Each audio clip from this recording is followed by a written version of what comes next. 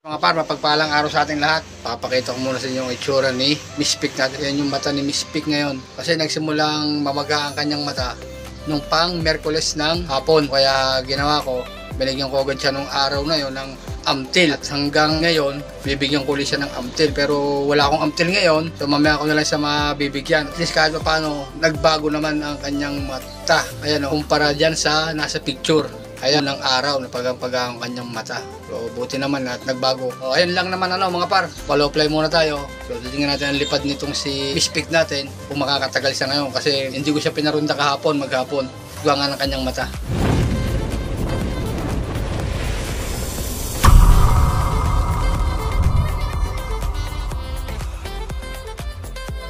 So, ganun naman talaga tayo. Unang apat. So, sana tumagal ang ronda ni Miss Pick natin ngayong araw. Kahit medyo paga pa ang kanyang mata.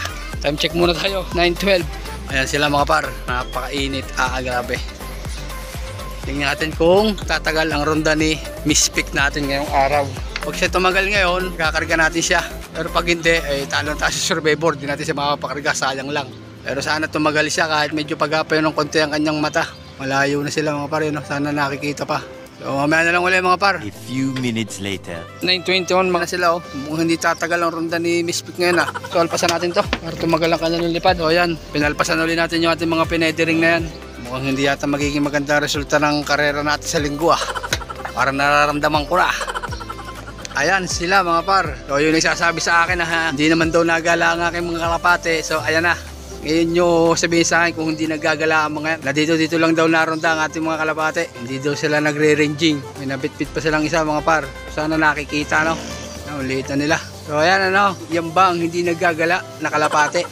So siguro nung nakita mo na dito lang nag-iikot yung kalapate ko, kararating lang nila piyado. O mamaya na lang ulit pagbalik nila mga par. A few minutes later. Mga par, nakita ko na sila sa parting dito. O time check tayo. 9:35. O sa baba ko na lang sila antayin mga par. A few minutes later.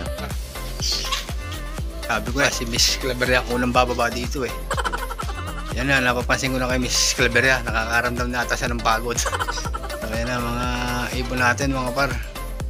So time check 9:39. Ako, delikado to sa linggo Delikado si Miss Pick natin sa linggo. Hindi sila masyadong tumagal. May bukas pa naman si Miss Pick. So dito ko natatapusin ang video kong ito sa araw na to. So naging masama lang ang palipad natin ngayon. Ilang minuto lang ang nilipad nila. Di pa yata nakakalating oras yung ating unang apat.